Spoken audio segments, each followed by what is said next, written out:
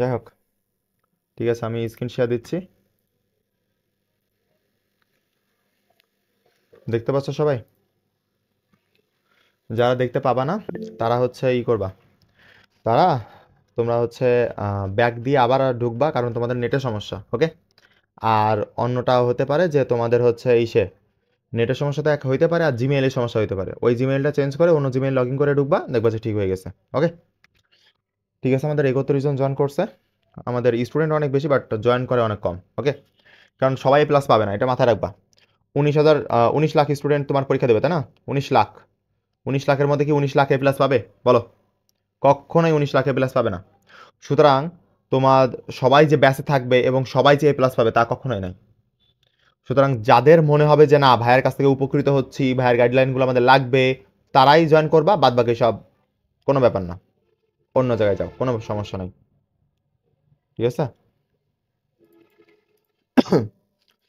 ওকে, এখানে তোমাদের আজকে হচ্ছে দুইটা সাবজেক্ট নিয়ে আলোচনা করব। ওকে, একটা হচ্ছে বায়োলজি, একটা হচ্ছে বায়োলজি, আর অন্যটা কোনটা? অন্যটা হচ্ছে রসায়ন। ঠিক আছে, আমরা এই দুইটা নিয়েই আলোচনা করব।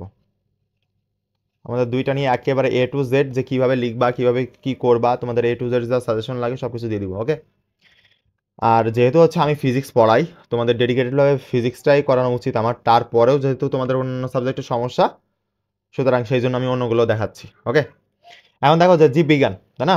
এখন জীববিজ্ঞানের ক্ষেত্রে তোমাদের টোটাল অধ্যায় কয়টা আছে মানে সেটাকে দেখিনি। টোটাল অধ্যায় আছে হচ্ছে আমাদের 14টা। ওকে, 14টা অধ্যায় আছে। এখন 14টা অধ্যায় থেকে আমাদের প্রশ্ন কয়টা আসবে বলো তো? প্রশ্ন আসবে 14টা অধ্যায় থেকে আমাদের প্রশ্ন আসবে হচ্ছে 8টা। এখন অনেকেই বলে যে ভাই আমার 8টাই কমন লাগবে, এইগুলো হচ্ছে এ প্লাস পাবে না। প্রথম কথা, এইগুলো হচ্ছে এ প্লাস না পাওয়ার দ্বার প্রান্তে দাঁড়িয়ে আছে। কারণ কি? তাদের প্রিপারেশন অনুযায়ী পড়া কম হয়ে যাবে। কারণ সে 14টা পরীক্ষার আগের দিন 14টা অধ্যায় রিভিশন দিতে যে জীবনে শেষ করতে পারবে না, সুন্দর করে জীবনে রিভিশন শেষ করতে পারবে না, পরীক্ষার হলে যে অর্ধেক প্রশ্ন লেখার পরে আর মনে থাকবে না। ঠিক আছে, এই জন্য এই কাজ করা যাবে না। এখান থেকে আমি হয়তো ছয়টা অধ্যায় দাগাই দিব, যে 6টা থেকে তুমি হচ্ছে 5টা সৃজনশীল কমন পাবা। ঠিক আছে, 6টা অধ্যায় দাগাই দিব, যে 6টা করলে তুমি 5টা সৃজনশীল কমন পাবা। তারপর তুমি একটা দুইটা তোমার সেফটির জন্য তোমার ইচ্ছা মতো তুমি পড়ে নিতে পারো, যাতে তোমার 8টায় কমন পড়ে, বাট তুমি আনসার করবে হচ্ছে 5টা, তাই না? তাহলে দেখো, আমরা হচ্ছে আগে দাগাই দিই, তারপরে হচ্ছে আমি বলবো যে কিভাবে কি আনসার করবা, কিভাবে কি পড়বা, এভরিথিং। এবার দেখো, এখানে যদি আমি বায়োলজি প্রথমে দাগাইতে যাই, তাহলে আমি হচ্ছে নিচে থেকে না উপর দিকের থেকে শুরু করি, সব থেকে গুরুত্বপূর্ণ অধ্যায়গুলো দিয়ে শুরু করি। ঠিক আছে, এখানে আছে, দাঁড়াও আমি হচ্ছে ই দিয়ে দাগাই। এখানে আমাদের হাইলাইটার আছে, ওয়েট, হাইলাইটার দিয়ে দাগাই, তাহলে সুবিধা হবে আমাদের। ওকে, দেখো যে এখানে হচ্ছে আমাদের পঞ্চম অধ্যায়টা। ওকে, পঞ্চম অধ্যায়টা আমাদের সব থেকে গুরুত্বপূর্ণ। এখন দেখো যে এই যে পঞ্চম অধ্যায় হচ্ছে খাদ্য পুষ্টি ও পরিপাক, এটা সব থেকে গুরুত্বপূর্ণ। এখান থেকে মাস্ট বি একটা আসবে। ঠিক আছে, যেগুলো দাগাই দিচ্ছি জাস্ট তোমরা দেখবা, এইগুলোই আগে পড়বা, বাদ বাকি পরে যারা হচ্ছে অন্য অধ্যায়গুলো পড়তে চাও তারা অন্যগুলো পড়বা। ঠিক আছে, তারপরে তুমি যদি নেও যে 10 নম্বর অধ্যায়, 10 নম্বর অধ্যায়টা নিতে পারো, সমন্বয়, এইটাও গুরুত্বপূর্ণ। তারপর তুমি যদি হচ্ছে নিতে চাও যে নিচের দিকে তুমি হচ্ছে আরও কিছু দাগাবা, তাহলে তোমাকে আমি বলবো যে 12 অধ্যায়টা দাগাইতে পারো। ঠিক আছে, এই 12 অধ্যায়টা, এই সবগুলো চলে আসে কেন? এই যে 12 নম্বর অধ্যায়টা তুমি দেখাইতে পারো। ঠিক আছে, এই জায়গা থেকে তোমার মাসবি এইগুলো থেকে আসবে, আমি যেগুলো দেখাই দিচ্ছি। ঠিক আছে, তারপর তুমি চাইলে তুমি হচ্ছে 11 অধ্যায়টাও নিতে পারো, জীবের প্রজনন, এটাও গুরুত্বপূর্ণ তোমাদের অধ্যায়। ঠিক আছে, আর কেন বলতেছি এইগুলো একটু ওয়েট করলে বুঝতে পারবা। তারপর দেখো যে আমি যদি নিচের দিকে যাই, তাহলে 4 নম্বর অধ্যায়টা দেখানো যায়। ঠিক আছে, 4 নম্বর অধ্যায়টা জীবনী শক্তি।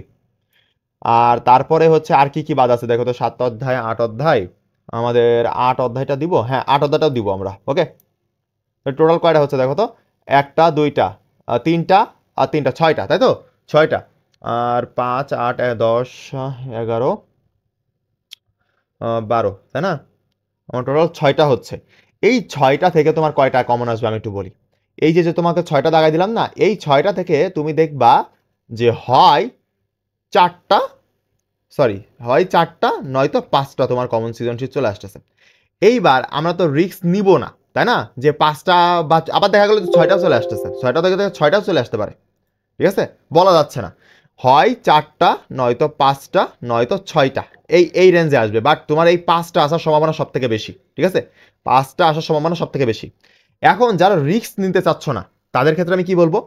এখানে যারা রিস্ক নিতে চাচ্ছ না তাদের ক্ষেত্রে আমি একটা কথা বলি, যে তুমি এখানে আরো 2টা অধ্যায় ইনক্লুড করতে পারো। যেমন তুমি এই যে দ্বিতীয় অধ্যায়টা জীবকোষ ও টিস্যু, আহামরি তেমন একটা বড় অধ্যায়ও না, আর যদিও বড় হয় টপিক কম, ঠিক আছে, এই অধ্যায়টা তুমি রাখতে পারো। তারপর এখানে হচ্ছে কোষ ও কোষের গঠন, এইটাও তুমি রাখতে পারো, তোমার ইচ্ছা, ঠিক আছে, এই অধ্যায়গুলো রাখতে পারো। এই অধ্যায়গুলো থেকে তোমার আহামরি হচ্ছে কিভাবে প্রশ্ন আসে, একটা প্রশ্ন আসবে না, এখান থেকে 2টা মিলায়, এই যে 2 নাম্বার আর 3 নাম্বার অধ্যায় না, এই 2টা মিলায় একটা সৃজনশীল আসবে। তাহলে এটা হচ্ছে একটু কষ্টকর না, যে 2টা অধ্যায় পড়ে একটা সৃজনশীল কমন পাওয়া।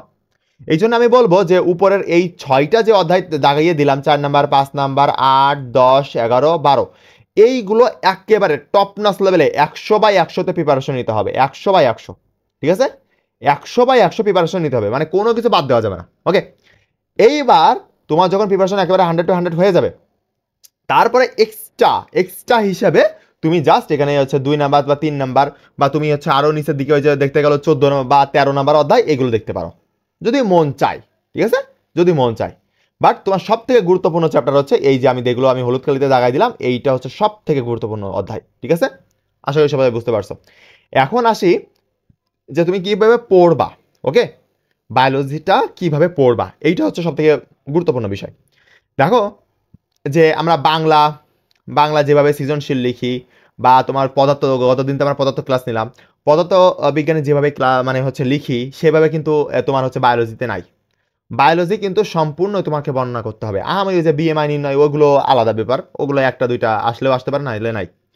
কিন্তু তোমার পদার্থতে আছে অঙ্ক, আর বাংলাতে আছে বর্ণনামূলক প্রশ্ন, আমাদের গল্প পড়ে যায়, ওইটা লিখতে পারি। বাট এইটা হচ্ছে জীববিজ্ঞান, তুমি এখানে চাইলেই গল্প বানাই দিয়ে আসতে পারবা না, তোমাকে অবশ্যই টাইপ বাই টাইপ তোমাকে পড়ে যাইতে হবে। এখন তোমার করণীয় কি, তাই না? এইবার তোমাকে আমি করণীয় বলি। তুমি যদি 2015 সাল থেকে 2024 সাল পর্যন্ত গাইডের যত সিকিউ আছে এইগুলো কমপ্লিট করো, তুমি ইনশাল্লাহ এই যে অধ্যায়গুলো দেখালাম 4, 5, 8, 10, 11, 12, এইগুলার যদি তুমি এই গাইডের 2015 সাল থেকে 2024 সাল পর্যন্ত সিকিউ কমপ্লিট করো, জাস্ট ঘ, আমি বলতেছি গ অ্যান্ড ঘ, তুমি 5টায় কমন পেয়ে যাবে, একেবারে 5টায় কমন থাকবে, তোমার 5টায় তোমার কমন থাকবে, ঠিক আছে। এখন তোমার কথা হচ্ছে ভাইয়া, আমরা তো হচ্ছে বাংলাতে সব থেকে ভালো যে সৃজনশীলগুলো পারি সেইগুলো প্রথমে লিখি, তারপরে যেগুলো একটু কম পারি সেগুলো পরে লিখি। এখানেও সেই সিস্টেম হবে, প্রথম 3টা খাতা দেওয়ার পরে বা প্রশ্ন দেওয়ার পরে তোমার 3টা সৃজনশীল সিলেক্ট করতে হবে, প্রথম 3টা সৃজনশীল, ঠিক আছে। এই 3টা সৃজনশীলের ক খ কিন্তু ভুল করা যাবে না, কোনোভাবে ক প্লাস খ ভুল করা যাবে না, ঠিক আছে। ক খ কি পড়বা তাও বলে দিই। এই ক আর খ তুমি ওই 2015 সাল থেকে 2024 সাল পর্যন্ত গাইডের ওইগুলো পড়বা, ঠিক আছে। সবগুলো কিন্তু আবার গাইড পড়লে কমন আসে না, যেগুলো আসে সেগুলো আমি বলতেছি, ঠিক আছে। যেমন তুমি ইংলিশের ক্ষেত্রে আসবে, তারপরে হচ্ছে তোমার ফিজিক্সের ক্ষেত্রে আসবে, কেমিস্ট্রির ক্ষেত্রে আসবে, বাট বাংলার ক্ষেত্রে কিন্তু তুমি গাইড পড়লে কিচ্ছু যায় আসে না, বাংলায় বই না পড়লে মারা খাবা 100%, ঠিক আছে। যাক, সবগুলোই বলবো, প্যারা নাই, সবগুলো বলে দিব। দেখো এখন ক খ তুমি হচ্ছে 2015 থেকে 2024 সাল পর্যন্ত পড়বা, কোনো স্কুলের ক খ পড়ার দরকার নাই, ওই যে স্কুল আছে না বড় বড় স্কুল, কোনো দরকার নাই, তুমি জাস্ট বোর্ডের 2015 সাল থেকে 2024 সাল পর্যন্ত পড়বা, এইটা এনাফ টু এনাফ, ঠিক আছে। আর বেশি বেশি করে লিখে যদি তোমার মুখস্থ, অনেকেরই মুখস্থ হয় না, তারা লিখে মুখস্থ করার চেষ্টা করবা, ঠিক আছে। এই ক খ সব থেকে বেশি প্যারা দিবে তোমার এইচএসসি লাইফে, তোমাদের এসএসসি লাইফে দিচ্ছে না, বাট এইচএসসি লাইফে সব থেকে বেশি প্যারা দিবে এই ক খ। তখনও তোমরা সেম টু সেম ভাবে মুখস্থ করতে যাবা, বাট তোমাদের ওই যে হাতে মোবাইল থাকবে, ওই মোবাইল ফোনের কারণে তোমরা মুখস্থ করতে পারবা না, তোমাদের মুখস্থ বিদ্যা আস্তে আস্তে কমে যাবে। এই এসএসসি লেভেলে যে পরিমাণে পড়তা, এই যে তুমি এখন সাপোজ তুমি এখন যে কোনো একটা স্টুডেন্ট 4 ঘন্টা বা 5 ঘন্টা অনায়াসে পড়তে পারো, একদম কোনো ব্যাপারই না। বাট তুমি ইন্টারমিডিয়েট লাইফে যে দেখবা যে এই 4 থেকে 5 ঘন্টা জীবনেও দিনে পড়তে পারবা না, জীবনেও হয়তো সর্বোচ্চ 2 ঘন্টা পড়তে পারবা, তাও মনোযোগ থাকবে না, ওই শুধু মোবাইলের কারণে। যাক, এটা নিয়ে আমি পরে আলোচনা করবো। এখন তাহলে আমি তোমাদেরকে বললাম যে প্রথমেই তোমাদের ক খ কি করবা, যে 3টা সৃজনশীল, এমন 3টা সৃজনশীল তুমি ওই 8টা সৃজনশীলের থেকে বের করবা যেগুলোর ক খ পারো এবং গ ঘও পারো, ঠিক আছে। প্রথম নির্বাচন করবা, করে তুমি অ্যান্সার করা শুরু করবা। এইবার তুমি সেইগুলোই অ্যান্সার করার চেষ্টা করবা। এই যে সৃজনশীলগুলো, যে 5টা সৃজনশীল থাকবে, মোট তোমার তো 5টা অ্যান্সার করতে হবে। এই 5টা সৃজনশীলের মধ্যে সব থেকে বেশি চিত্র আছে, যে যে জায়গায় তোমার চিত্র চাইবে বা চিত্র বসাতেই হবে, যে জায়গায় গঠন লেখা থাকবে, একটা তোমার মাইটোকন্ড্রিয়ার গঠন আলোচনা করতে বলা হয়েছে, তুমি মাইটোকন্ড্রিয়ার চিত্রটা দিয়ে দিবা।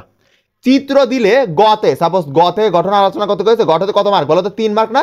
তুমি চিত্র দিলে চোখ বন্ধ করে তুমি 2 মার্ক পেয়ে বসে আছো। চিত্র ভালো হইতে হবে না, একেবারে ওই যে আর্টিস্টরা যেভাবে আঁকায় না, রং ঠং করে, ওইসব না, জাস্ট ভালো করে একটু আঁকবা যাতে টিচার বুঝতে পারে। ভালো করে তুমি হচ্ছে চিত্রগুলো কি করবা, তোমার যে নামকরণ করবা। এবং নামকরণ করার ক্ষেত্রে একটা জিনিস খেয়াল রাখবা, দাঁড়াও আমি একটু মুছে দিই। নামকরণ করার ক্ষেত্রে সাপোজ তুমি মাইটোকন্ড্রিয়া তো আমাদের এই রকম হয়, যদিও আমি আহামরি ভালো আঁকতে পারি না, দাঁড়াও সাপোজ এইটুকু এইটুকু এইটুকু এইটুকু, দাঁড়াও অনেক দিন, প্রায় 3-4 বছর আগে আঁকছি এইভাবে। এখন এর মধ্যে হিজিবিজি হিজিবিজি অনেকগুলো দিবা অঙ্গাণু। এইবার দেওয়ার পরে তুমি এই যে পোলাপান কি করে জানো, এই জায়গা থেকে নামকরণ এখানে শুরু করে দেয়, এখানে নামকরণ এখানে শুরু করে দেয়, এখানে নামকরণ না, এইটা ভুল। তুমি এই পাশে একটা স্কেল দিয়ে মানে কলম দিয়ে একটা পেন্সিল দিয়ে দাগ টানবা, পরে এটা কিন্তু মুছে দিবা। এইবার তুমি এখান থেকে এরকম একটা দাগ নিয়ে যাবা, এখানে শেষ হবে, এখানে তুমি কিন্তু নাম লিখবা যে প্লাস্টিডের এইটা কি বোঝাচ্ছে, ঠিক আছে। তারপরে তুমি এখানে একটা অঙ্গাণু লিখছো, ওই অঙ্গাণুটা এখানে নিয়ে যাবা, ঠিক আছে।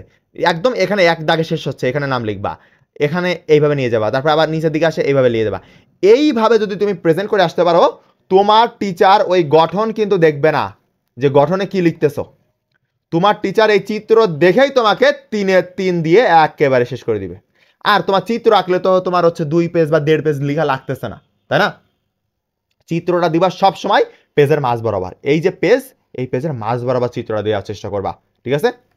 প্রথমে তুমি হচ্ছে গতে যদি অ্যান্সার করা শুরু করো, তাহলে কোন চিত্র দিচ্ছ সেটা এই সম্পর্কে একটু বলবা, যে তুমি উদ্দীপকের সাথে এই চিত্রে মিল পাইছো।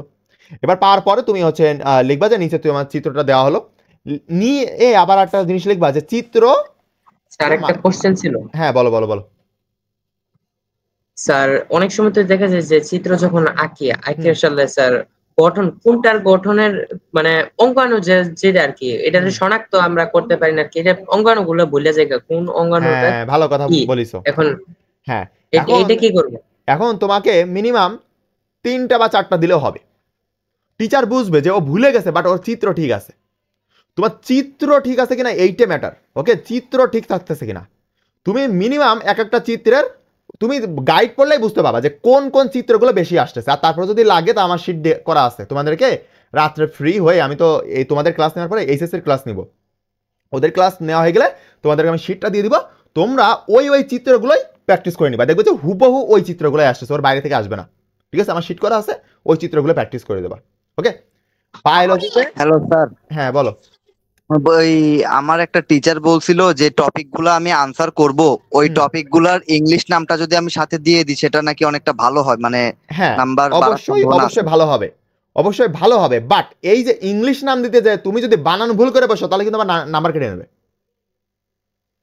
তুমি ইংলিশ নাম্বার মানে যত একটা গুড়ের বা একটা হচ্ছে তোমার, সাপোজ তোমার আম্মু মাংস রান্না করতেছে, যত যত্ন সহকারে মশলাগুলো দিবে বা যত যত্ন সহকারে রানবে ততই খাবার সুস্বাদু হবে। তোমার পরীক্ষার হলটাও সেম, যত যত্ন সহকারে তুমি প্রেজেন্ট করবা তত ভালো নাম্বার পাবা। বাট ওই যে তোমার আম্মু রান্না করতেছে যদি একটু লবণ বেশি হয়ে যায় তাহলে খাবারটা খাওয়া যাবে না। ঠিক তেমনইভাবে তুমি যদি ওই ইংরেজি নাম দিতে যাও এবং ইংরেজি নামে যদি একটা বানান সাপোজ সাপোজ হচ্ছে আমাদের হোমোসাপিয়েন্স, আমাদের বৈজ্ঞানিক নাম, এখন তুমি মানুষ সম্পর্কে লিখতেছো, ওখানে হোমোসাপিয়েন্স দিয়ে দিলা, হোমোসাপিয়েন্স হোমো বানান তো ভুল যাবে না, এখন সাপিয়েন্স বানান সাপোজ ভুল গেল, যার সাথে কিন্তু ওখানে মার্কেটে বসবে, ঠিক আছে। এই জন্য এই জন্য 100% শিওর হবা, তারপরে তুমি ওইটা দিবা যেটা দিতে চাচ্ছ। সাপোজ তোমার মনে করতেছো যে এখানে একটা ইংলিশ নাম দেওয়া উচিত, হ্যাঁ ভালো কথা, কিন্তু ওইটার নামের বানানটা কিন্তু 100% রাইট হতে হবে, যদি ভুল করে ফেলো তখন কিন্তু সমস্যা। যেমন আমরা সমাজে সমাজে কিন্তু আমরা কি করি, হিউজ পরিমাণে শাল আছে, আমরা শাল ব্যবহার করতে চাই, শাল ব্যবহার করলে কিন্তু মার্ক বেশি পাওয়া যায়। বাট তুমি যখন শাল ব্যবহার করবা যদি উল্টো পাল্টা শাল ব্যবহার করো, আমার কিছু বন্ধু ছিল যারা উল্টো পাল্টা শাল ব্যবহার করতো, স্যার তো পড়তেছে না রিডিং, এখন স্যার মনে করতেছে এইভাবে, কিন্তু যদি স্যার পড়ে বসে তখন কিন্তু সমস্যায় পড়ে যাবা। এই জন্য খেয়াল রাখতে হবে, ওকে। এখন তোমরা চিত্র 3টা থেকে 4টা যেগুলো সহজ সহজ সেগুলো মনে রাখবা, বেশি মনে রাখার দরকার নেই। মানে ওই যে তুমি সাপোজ একটা চিত্র এইভাবে আঁকাইছো, এখন ওই চিত্রের 3টা থেকে 4টা নাম মুখস্থ রাখবা, সুন্দর করে রিপ্রেজেন্ট করবা, এক লাইনে এইভাবে লিখবা, লিখে আবার এই লাইনটা কিন্তু মুছে দিবা, ঠিক আছে। মানে যে দাগটা স্কেল দিয়ে যে পেন্সিল দিয়ে দিয়েছো এইটা আবার কিন্তু মুছে দিবা, তাহলে সুন্দর দেখা যাবে। আর বেশি সময় নেওয়ার দরকার নেই, ঠিক আছে। এইভাবে লিখে দিলে ইনশাল্লাহ গতে কোনো সমস্যা হবে না আহামরি। তাহলে তোমাকে সেই সৃজনশীল সিলেক্ট করতে হবে যেগুলো চিত্র আছে, আর চিত্র না চাইলেও দেওয়ার চেষ্টা করবা। সাপোজ তোমার চিত্র চাইনি, বাট তুমি চিত্র দেওয়ার চেষ্টা করবা। মানা তো করিনি, তাই না?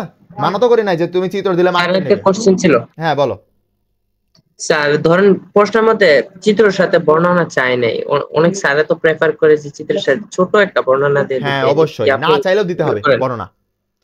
শোনো, না চাইলেও দিতে হবে, কারণ টিচার যদি প্রশ্ন সঠিকভাবে না পড়ে, দেখা গেল যে টিচারের কাছে 3000 খাতা পড়েছে, একটা টিচারের কাছে 3000 খাতা, এখন সে দেখতেই আছে। এখন সে যদিও তার ভুলের কারণে তোমাদের রেজাল্ট খারাপ হবে, এখন কোন টিচার যদি ভুল করেও সাপোজ তোমার 19 পাইছো, তোমার কিন্তু যদি সাপোজ 91 দিয়ে দেয়, কিছু করার নাই, কিন্তু কেউ কিছু করতে পারবে না, কিন্তু জাস্ট উল্টে গেছে সংখ্যাটা। আবার তুমি সাপোজ 91 পাইছো, তোমার ভুল করে টাইপিং করতে যায় 19 দিয়ে দিল, কিছু করার নাই, কিন্তু এখানে টিচারে ভুল, তুমি কোনোভাবে ভুল ধরতে যাইতে পারবা না। অনেকেই বলে যে খাতা কল, ভাই ও সব হয় না, বাংলাদেশে সব হয় না, খাতা কল করে কোনো লাভ হয় না। ওই জাগের কপাল ভালো, মানে হাজারে না 10,000-এর মধ্যে একজন যার খাতা কল করে চেঞ্জ হয়, বাদ বাকি কারোর চেঞ্জ হয় না। সুতরাং যা করবা বুঝে শুনে, ঠিক আছে? ওগুলো করার দরকার নেই, তুমি গঠন চাইলেই তুমি বর্ণনা দিয়ে আসবা, ছোট্ট একটা বর্ণনা। দিলে ভালো হবে। বুঝি না, আরেকবার বলেন। স্যার চিত্রের সাথে মানে একটা চিত্র যখন দিব ওইটার সাথে কতটুকু বর্ণনা দিলে ওইটার মানটা ভালো ওই হবে? 5 থেকে 7 লাইন, বা আবার বেশি দিতে যাবা না। মানে তুমি একটা রেঞ্জ বোঝো যে তোমার গতে ম্যাক্সিমাম ক্ষেত্রে গতেই তোমার চিত্র আসে, ঠিক আছে? গতে খুবই কম আসে, বাট গতে বেশি আসে, প্যাক প্যাক করে এইটাই। এখন এই যে গতে তোমার লিখতে আসছে 1.5 পেজ, তাই না? 1.5 পেজ তোমাকে লিখতে হয় মিনিমামলি, তাই না? এটা লিখতে হয়। জি স্যার। এখন তোমাকে তাহলে এই 1.5 পেজের মধ্যে ওই তুমি 1.2 পেজ, মানে ওই 1.5 পেজের একটু কম, এর মধ্যে একটু শেষ করে দিবা, মানে চিত্রটা চাইলে, তাই না? তাহলে তুমি জানো যে চিত্র দিলে তোমার ওই প্রথম পেজে হয়তো আহামরি লিখতে পারছো না। আমি আর একটু ভালো করে বোঝাই দিই, দাঁড়াও আমি এই পেজ দিয়েই বোঝাই দিই, আমি একটু জুম আউট করে নিই। সাপোজ এইটা তোমার পেজ, ওকে? এখন তুমি যদি এই জায়গায় চিত্র দাও, এই যে এই জায়গাটায় চিত্র দিছো, তুমি উপরে সামান্য একটু বর্ণনা লিখছো যে গ নাম্বারে কোন চিত্র প্রকাশ পেয়েছে, এখানে তুমি চিত্রটা দিছো, দিয়ে নিচে থেকে এখানে হালকা বর্ণনা দিবা, আর এই পাশে 1-2 লাইন দিয়ে একটা হচ্ছে শিরোনাম, মানে শেষ উপসংহার দিয়ে শেষ করে দিবা। ইনাফ, আর কিছু লাগবে না, বুঝছো? আচ্ছা জি এইটুকু স্যার। লিখলে একেবারে আরেকটা স্ট্যান্ডার্ড হবে। কোশ্চেন ছিল স্যার। হ্যাঁ বলো বলো। স্যার, আমাদের তো অনেকেই মনে করেন জানা আছে যে লাইন ফাঁক ফাঁক করে লিখলে বা বড় বড় করে লিখলে নাম্বার বেশি দেয়, এটা কি স্যার ভুল ধারণা নাকি এটা সঠিক ধারণা? সম্পূর্ণ ভুল, ওকে? এটা সম্পূর্ণ একটা ভুল ধারণার মধ্যে আছো, ঠিক আছে? কারণ হচ্ছে লাইন ফাঁক করে, সাপোজ তুমি একটা টিচার, তুমি ফাঁকিবাজকে মানে নাম্বার বেশি দিবা, নাকি একজন পরিশ্রমী স্টুডেন্টকে নাম্বার বেশি দিবা বলো? অবশ্যই একজন পরিশ্রমী স্টুডেন্টকে বেশি দিবা। এখন পরিশ্রমী স্টুডেন্ট সাপোজ এই দেখো এখানে এইভাবে একটা লাইন লিখলো, তারপরে এখানে আরেকটা সুন্দর করে, মানে একটা লাইন থেকে আরেকটা লাইন স্ট্যান্ডার্ড, ওই যে আমার একটা কোশ্চেন ছিল স্যার। হ্যাঁ দাঁড়াও, আমি এইটা আগে শেষ করে নি, তারপর তোমারটা নিবো, কেমন? আগে এটা বলা শেষ করে নি। এইবার সাপোজ তুমি এই জায়গায় বরাবর একটা লাইন শেষ করলা, তারপরে এই বরাবর একটা শেষ করলা, ওই যে দরখাস্ত যে সুন্দর করে আমরা লিখি ওইভাবে, ঠিক আছে? লাইন শেষ করতেছো, হাতের লেখা ডাজন্ট ম্যাটার, যে আমার ভালো লাগবে না, স্পষ্ট হইতে হবে, ঠিক আছে? যুক্ত বর্ণগুলো স্পষ্ট করার চেষ্টা করবা, ইজি বিজি করবা না। তাহলে দেখা গেলো যে সবগুলো সুন্দর আছে, ঠিক আছে, কোনো ব্যাপার না। বাট তুমি করলে কি, এখানে একটা লাইন দিলা, আবার মাঝখানে একটা লাইন ব্যাক দিয়ে এখানে আর একটা লাইন দিলা, তাহলে এই যে মাঝখানে এতখানি গ্যাপ, এই গ্যাপের কারণে তোমার মার্ক কাটবে। তুমি যেখানে গতে সুন্দর করে লিখলে, তুমি একটু ভালো করে লিখলেই 3-এ 3 পাইতা, সেখানে তুমি ভালো করেই লিখছো, মানে অ্যান্সারটা ঠিকই করছো, বাট একটু লাইন ফাঁকাফাঁকি করছো, এই জন্য তোমাকে 3-এর মধ্যে 2 দিবে। বুঝতে পারছো কথা? এটা সম্পূর্ণ একটা ভুল, যে যে বেশি লুজ দেবে সে বেশি মার্ক পাবে এরকম না। হ্যাঁ, যে বেশি লুজ দেবে সে বেশি মার্ক পাবে, এটা ভালো, কিন্তু ওই যে লাইন গ্যাপটা একটু মানে মেনটেন করতে হবে, ঠিক আছে?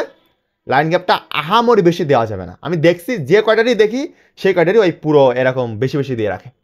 এই জিনিসগুলো অ্যাভয়েড করতেই হবে, অ্যাভয়েড অবশ্যই করতে হবে, নয়তো কিন্তু ভালো লিখে আসলে মার্ক পাবা না। ওই যে অনেকে দেখবা যে তোমার স্কুলেরই দেখবা যে ভালো স্টুডেন্ট ছিল, বাট তুমি রেজাল্ট করতে পারি নাই, কারণ কি জানো? ওই এইসব কারণে, এই ছোট্ট ছোট্ট ভুলের কারণে ও লিখে আসছে ঠিকই, বাট ওই যে গ লিখেছে 2 পেজ ফাঁকা ফাঁকা করে, ঘ লিখেছে 3 পেজ। আমার একটা বান্ধবী এরকম করতো, এই বড় বড় করে তোমার হচ্ছে ফাঁকা রাখতো মাঝখানে, ঠিকই A+ পাই নাই, বুঝছো? এই জন্য বেশি আহামরি ফাঁকা রাখা দরকার নেই, যতটুকু প্রয়োজন ততটুকু তোমরা আয়োজন করবা, এর বেশি নয়, ওকে? আচ্ছা স্যার, বায়োলজিতে একটা বেশি নাম্বার পাওয়ার বা হাই নাম্বার পাওয়ার কোনো গোপন ট্রিক্স নেই, মানে ট্রিক্স ওকে বলতে ওকে, বোঝাচ্ছি মানে হ্যাঁ হ্যাঁ বুঝতে আমার পারছি। খাতাটা অন্যদের থেকে হ্যাঁ ইউনিক হ্যাঁ হবে হ্যাঁ, এরকম। ওকে ওকে ওকে। এখানে যেটা অন্যরা করে সেটা অ্যাভয়েড করবা। অন্যরা কালি ব্যবহার করে, নীল কালি, নীল কালির কলম ব্যবহার করে একের উত্তর, সাপোজ 1 এর উত্তর এইটা লিখে মেয়েরা করে এইরকম এরকম এরকম করে, ঠিক আছে, মেয়েরা এরকম এরকম করে নিচে ডিজাইন দিয়ে অবস্থা খারাপ করে ফেলে দেয়। সব মেয়েরা করে না, কিছু কিছু করে, আমার কিছু কিছু বান্ধবী ছিল এরকম করতো। আবার ছেলেরা কি করে, 1 এর উত্তর লিখে এখানে এইরকম এইরকম দিয়ে, মানে সে অন্যরকম অবস্থা। ভাই দরকার নেই, এত সময় নাই আমাদের পরীক্ষার হলে, এত সময় নাই যে তুমি কলম চেঞ্জ করবা। তুমি কালো কালি দিয়েই লেখো, প্রেজেন্টটা সুন্দরভাবে করো। এবং বায়োলজিতে মার্ক বেশি পাওয়ার ট্রিকটা হলো স্পষ্টতা। যা বলতেছো নিট অ্যান্ড ক্লিন, উদ্দীপক টানতে যাবা না। তুমি বাংলায় যেমন উদ্দীপকের মানে গুরুত্ব অপরিসীম লিখে আসো, ওই জিনিস তুমি এখানে ভুল করেও করতে যাবা না, ঠিক আছে, কোনো রকম ভুল করে করতে যাবা না। তুমি এখানে জাস্ট যা চাইছে ততটুকুই, ঠিক আছে। আমি লিখে দিচ্ছি 1 নম্বর পয়েন্ট বেশি মার্ক পাওয়ার, সেটা হচ্ছে যা চাইবে ততটুকুই লিখতে হবে, ততটুকুই লিখবা, যা চাইবে। স্যার জীববিজ্ঞানের সৃজনশীলের ক্ষেত্রে কি বাংলার মতো আলাদা আলাদা প্যারা করে না লিখতে না না হবে? না না, প্যারা করতে হবে না, প্যারা করতে হবে না, এখানে প্যারা করবে না। হ্যাঁ, প্যারা কখন করতে হবে এইটাও তোমাকে বুঝতে হবে। সাপোজ ঘ নাম্বার, ম্যাক্সিমাম ক্ষেত্রে ঘ নাম্বারে তোমাকে প্যারা করতে হবে। গ নাম্বারে ম্যাক্সিমাম দেখবা যে চিত্রসায় বসে আছে, ওকে, গ নাম্বারে প্যারা করতে হবে না। বাট ঘ নাম্বারে যে তুমি এই বাংলার মতো যেরকম 4 মার্কের জন্য এটা 4 মার্ক না, ঘ নাম্বারে 4 মার্কের জন্য 4টা প্যারা করবা। হয়তো তুমি এখানে 3টা প্যারা দিবা বায়োলজিতে, বেশি দরকার নেই, 3টা প্যারা দিলে এনাফ, 3টা থেকে 4টা প্যারা দিলে এনাফ। কিন্তু প্যারাগুলো সুন্দর করে করার চেষ্টা করবা। আমি এখানে বললাম যে কিন্তু যা স্যার চাইবে, আমি একটু বলি। আমার স্কুলের যে বায়োলজি টিচার উনি বলছে যে প্রত্যেকটা সৃজনশীলই প্যারা করে লেখার চেষ্টা করতে, প্যারা করে লিখলে নাকি সৃজনশীলের সৌন্দর্যটা নাকি বাড়ে। এখন প্যারা করে সৃজনশীল লিখলে সৌন্দর্যতা, আমি ঠিক আছে আগে বলে দিই, আমার মার্ক ছিল বায়োলজি এসএসসিতে 100তে 100, ঠিক আছে। এখন আমি পেয়ে আসছি, তাই না, আর তোমরা এখনো পরীক্ষা দিবা, তাহলে আমি নিশ্চয়ই আমি লিখে আসছি একভাবে, তাই না, তাহলে আমি তো জানি যে কিভাবে আমি রিপ্রেজেন্ট করছি, তাই না। আমি যেভাবে লিখছি সেই জিনিসগুলোই তোমাকে বলছি, আমি নতুন করে কিছু বলতেছি না যে সংযোজন বিয়োজন করে, তাই না। এবার দেখো আমি একটু বলি, তারপর তোমরা মিলাইও। প্যারা করে লিখতে হবে, বাট তোমাকে বুঝতে হবে কখন, যখন তুমি চিত্র দিচ্ছ একেতেই ফাঁকা ফাঁকা হয়ে যাচ্ছে, তারপরে যদি তুমি আবার প্যারা করো, তখন কিন্তু টিচার মনে করবে যে না ফাঁকিবাজ, মানে কোনোভাবে টিচারকে বুঝতে দেওয়া যাবে না আমি ফাঁকিবাজ। কথা ক্লিয়ার? এইবার দেখো আমি বললাম যে যতটুকু চাইবে, সাপোজ তোমাকে মাইটোকন্ড্রিয়া নিয়ে আলোচনা করতে বলা হয়েছে, তুমি ওর মধ্যে প্লাস্টিক ঢুকাই দিলে, হবে? বলো, হবে না। মানে তোমাকে যতটুকু চাইবে ওইটুকুর মধ্যে অ্যান্সার। তোমার যদি 1 পেজে গ, সাপোজ 1 পেজে শেষ হয়ে গেছে, গ 1 পেজে যদিও করা যাবে না, সাপোজ গ 1 পেজে শেষ হয়ে গেছে, ওইটা টাইনে টুইনে 1.5 পেজ করার দরকার নেই, ওই 1 পেজে শেষ করে দাও। তোমার যতটুকু তুমি ইনফরমেশন জানো বই থেকে, পাঠ্য বই থেকে তুমি জানো আমি বলা শেষ করি ভাইয়া, তারপরে বললো, কারণ একটা কথা থেকে তোমারটা নিলে আবার এইটা ভুলে যাবো, বুঝতে পারছো, আমি এটা বলা শেষ করলে তোমারটা নিচ্ছি। আমি গ নাম্বার, তুমি সাপোজ 1 পেজ লিখছো, তোমার লেখার নিয়ম হচ্ছে 1.5 পেজ। এখন তুমি গ নাম্বার 1 পেজ লিখে তোমার আর কিছু মনে পড়তেছে না, তুমি ওখানে বাদ দিয়ে দাও, ওখানে মানে উপর আলোচনা পরিপ্রেক্ষিতে আমরা এটা বলতে পারি যে এই অঙ্গাণুর সাথে এই অঙ্গাণুর সম্পর্কযুক্ত, শেষ, কমপ্লিট, অ্যান্সার কমপ্লিট। বাট পোলাপান কি করে জানো, ওই যে ভাইয়া বলছে যে 1.5 পেজ লিখতে হবে, মানে টাইনিয়ে টুইনিয়ে ওর পাঠা লম্বা করে একেবারে ওই 1.5 পেজ বানায় বা 2 পেজ বানায় ফেলে, তখন নাম্বার কমে যায়, বুঝতে পারছো। এই জন্য এইটা খেয়াল রাখতে হবে যে যতটুকু চাইবে ততটুকুই অ্যান্সার করতে হবে, ঠিক আছে। ওকে, এবার তুমি বলো কি বলছিলে ভাইয়া। আচ্ছা ভাই, একটা সৃজনশীলের জন্য টাইম ম্যানেজটা কিভাবে কি করব? হ্যাঁ, এইটা একটা গুরুত্বপূর্ণ বিষয়, সেটা হচ্ছে এভারেজ তোমাকে রাখতে হবে, যদিও রাখতে পারবা না, তারপরে আমি বলি, কারণ আমি নিজে রাখতে পারতাম না, তো তোমাদের কি বলবো। প্রথম সৃজনশীলটা দেখবা যে তুমি যতই টাইম ম্যানেজমেন্ট করো, প্রথম সৃজনশীলটা 25 থেকে 30 মিনিটে যাচ্ছে, যাবেই যাবে ভাই, তুমি যতই যা করো না কেন যাবেই, যতই ক্যালকুলেশন করো, যতই ঘড়ি দেখো, যাবেই যাবে।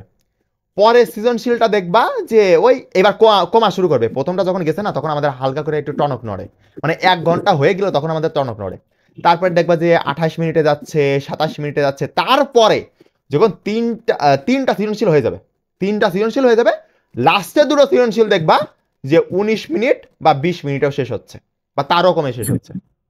কিন্তু এইভাবে দরকার নেই, তুমি একটা অ্যাভারেজ টাইম রাখো, স্ট্যান্ডার্ড টাইম হচ্ছে 22 মিনিট, ওকে, 22 মিনিটে অ্যাভারেজ হয়ে যায়, কিন্তু তুমি রাখো যে 22 থেকে 23 মিনিট, এই 23 বা 22 মিনিট এর ভেতরে। যদিও কষ্ট হবে, আমি জানি, আমারও কষ্ট হয়েছে প্রচুর, মানে যখন পরীক্ষা দিয়ে বের হয় তখন ওই হাত দিয়ে মানে ফাইলটা উঁচু করতে পারি না, এরকম হয়ে যাচ্ছে। মার্ক না অ্যান্সার করলে তো ভাই প্লাস একদম হ্যাঁ হ্যাঁ অনিশ্চিত। হ্যাঁ, এটা অবশ্যই ঠিক সব যে পরীক্ষায় অ্যান্সার করতে হ্যাঁ হবে। যে 100 মার্কের অ্যান্সার না করলে মানে একটু কষ্ট হয়ে যাবে। যদি ভাগ্য আল্লাহর সাথে না থাকে তাহলে কিন্তু A+ পাওয়া কঠিন হয়ে যাবে যদি তুমি 100 মার্কের অ্যান্সার না করো।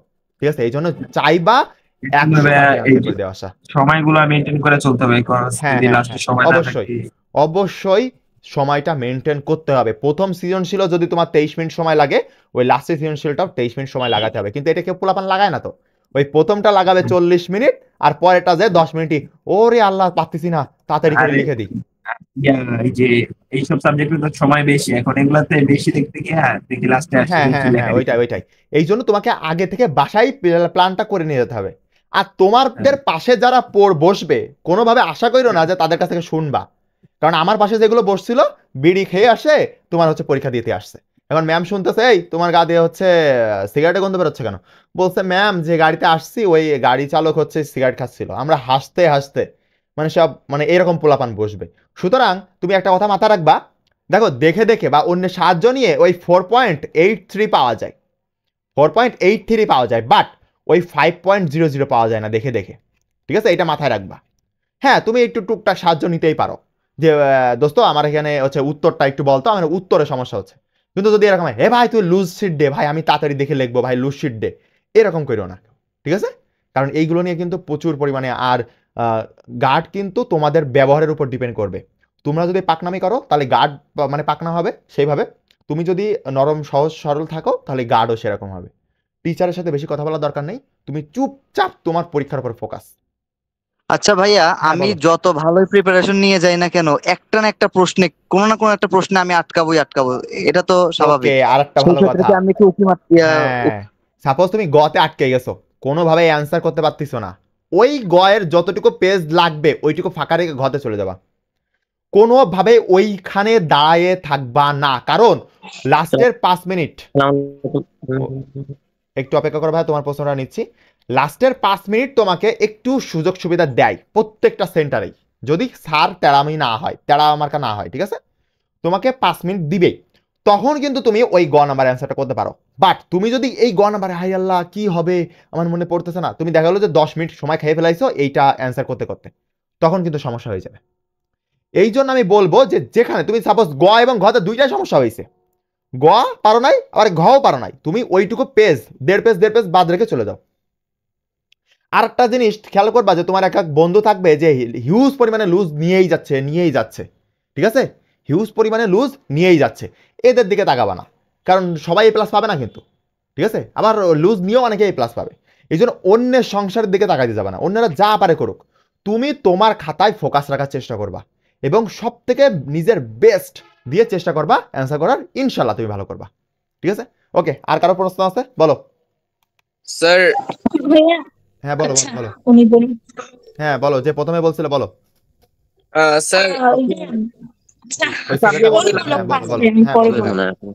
হ্যাঁ বলো। বলবো স্যার। হ্যাঁ স্যার বলো বলো। আপনার স্যার এই যে বায়োলজি স্যার সাজেশন দেওয়া কি শেষ? না না, আমি সাজেশন এখনো দিই নাই। আসলে আমি একটা কথা বলি, এখানে সাজেশন দিলে কি হয়, আসলে আমার তো সময় হচ্ছে না, বুঝছো। তোমরা মনে করতেছো যে ভাইয়া তো কিছু পড়াচ্ছে না, ভাইয়া তো সাজেশন দিলেই দিতে পারে। আমার মিনিমাম পার ডে তোমাকে 15 ঘন্টা প্লাস কাজ করতে হয়, ঠিক আছে, কারণ এইচএসসির ব্যাচ প্রচুর পরিমাণে।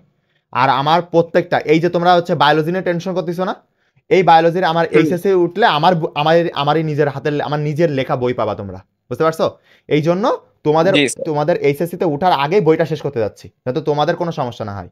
এই জন্য ওই দিকে একটু বেশি প্রেশার নিতে হচ্ছে, এই জন্য আর কি। এখন আমি তোমাদেরকে ওই যে বলে দিলাম যে তুমি যদি গাইডের প্রশ্নগুলো সলভ করো, হ্যাঁ তাই বলে কিন্তু সব সাবজেক্ট না, আমি কিন্তু বলে দিচ্ছি যে কোন সাবজেক্টে তুমি গাইডের প্রশ্ন সলভ করবা আর কোন সাবজেক্ট তুমি মূল বই করবা। যেমন বাংলা তুমি গাইড করলে জীবনেও কমন পাবা না, জীবনেও কমন পাবা না। প্রত্যেক বছরের প্রশ্ন তুমি দেখবা যে 24 সালে 23 সালের প্রশ্ন তুমি 24 সালে কমন পাবা না, তুমি দেখো, তুমি যাও খুলে দেখো, পাবা না। হ্যাঁ হয়তো 1 বা 2 মার্ক বা 3 মার্ক কমন থাকতে পারে, 1 বা 2 মার্ক 3 মার্ক কমন থাকতেই পারে, বাট ম্যাক্সিমাম দেখবা যে সব নতুন নতুন প্রশ্ন, প্রত্যেক বছর নতুন নতুন প্রশ্ন করতেছে। আর একটা কথা ক্লিয়ার করে দিতে চাই, অনেকেই বলতেছে ভাইয়া হচ্ছে আমাদের টিচাররা বলেছে যে এইবারের প্রশ্ন কঠিন হবে, এই হবে সেই হবে, গার্ড অনেক কঠিন করে দিবে, একেবারে ফাউল কথা। ঠিক আছে, একেবারে ফাউল কথা। কোনোভাবেই দেশ চাইবে না যে তোমরা হচ্ছে গন্ডমূর্খ হয়ে যাও, হঠাৎ করে রেজাল্ট ডাউন খাইলো তখন তোমাদের মা বাবা এবার বলবে যে আমাদের ছেলেরা তো পড়েছে কিন্তু রেজাল্ট আসলো না, তখন এবার ওই খাতা কল করতে যে এবার যে টিচার ভুল নাম্বার দিচ্ছে তাকে দেখে নিয়ে আসা হবে। এই জন্য প্রচুর পরিমাণে সমস্যা। তোমাদের নাম্বার খাতায় নাম্বার যদি একটা টিচার ভুলও দেয়, আর যদি সেটা ধরা পড়ে যে এই টিচার এই স্টুডেন্টটা ভালো নাম্বার পাবে এবং এই স্টুডেন্টটা ভুল নাম্বার দেওয়া হয়েছে, তার চাকরি পর্যন্ত যাইতে পারে, জানো। এই জন্য খুব সিনসিয়ারলি ভাবে সবাই নাম্বার দেয়, কেউ কম দিতে চায় না, সবাই বেশি দিতে চায়। এই জন্য তোমাকে নেওয়া শিখতে হবে, ভালো করে খাতায় লিখে আসো, ভালো করে রিপ্রেজেন্ট করো, ইনশাল্লাহ হয়ে যাবে। কিন্তু এখানে এমসিকিউ এর ব্যাপারটা বলে আমি শেষ করি।